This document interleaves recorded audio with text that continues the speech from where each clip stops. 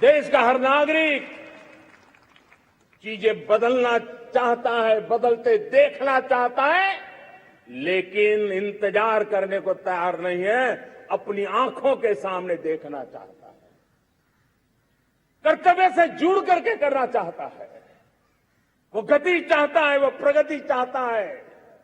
75 साल में संजोए हुए सारे सपने अपने ही आंखों के सामने पूरा करने के लिए वो लालायित है, उत्साहित है, उतावला भी है। कुछ लोगों को इसके कारण संकट हो सकता है, क्योंकि जब एस्पिरेशनल सोसाइटी होती है तब सरकारों को भी तलवार की धार पर चलना पड़ता है, सरकारों को भी समय के साथ दौड़ना पड़ता है।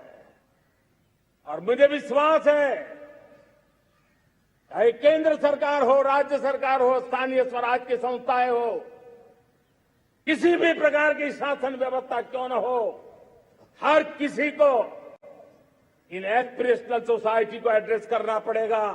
उनकी आकांक्षाओं के लिए हम ज्यादा इंतजार नहीं कर सकते। हमारे इस एस्पिरेशनल सोसाइटी ने लंबे अरसे तक इंतजार किया है, लेकिन अब वो अपनी आने वाली पीढ़ी को इंतजार में जीने के लिए मजबूर करने को तैयार नहीं है।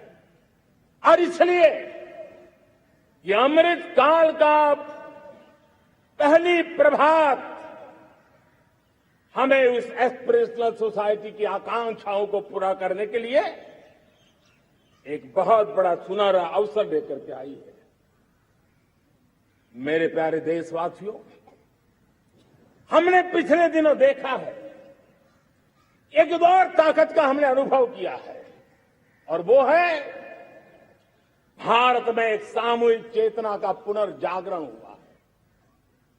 एक सामूहिक चेतना का पुनर्जागरण आजादी के इतने संघर्ष में से जो अमृत था वो अब संजोया जा रहा है, संकलित हो रहा है, संकल्प में परिवर्तित हो रहा है, पुरुषार्थ की पराकाष्ठा जुड़ रही है और सिद्धि का मार्ग नजर आ रहा है। ये चेतना, मैं समझता हूं कि चेतना का जागरण, ये पुनर्जागरण, ये हमारी सबसे बड़ी अमानत है। और ये पुनर्जागरण देखिए,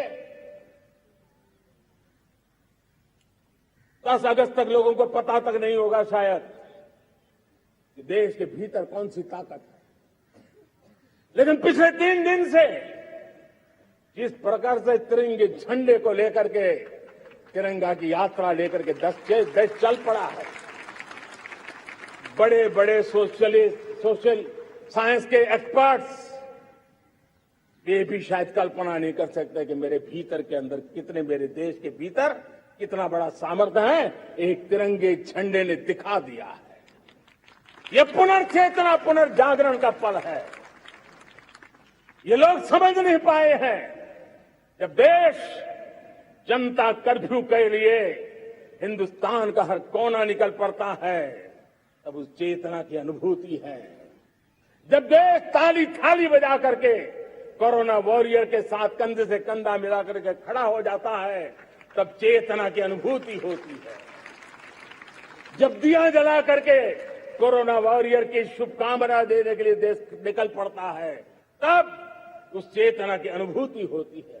दुनिया कोरोना के कालखंड में वैक्सीन लेना या न लेना, वैक्सीन काम का है कि नहीं है, उस उलझन में जी रहा था। उस समय मेरे देश के गांव गरीब भी 200 करोड़ डोज दुनिया को चौंका देने वाला काम करके दिखा देते हैं।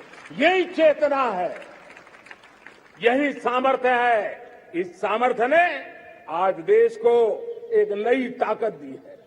मेरे प्यारे भाइयों बहनों, तीसरा एक महत्वपूर्ण सामर्थ्य मैं देख रहा हूं, जैसे एस्पिरेशनल सोसाइटी, जैसे पुनर्जागरण, वैसे ही आजादी के इतने दशकों के बाद पूरे विश्व का भारत की तरफ देखने का नजरिया बदल चुका है।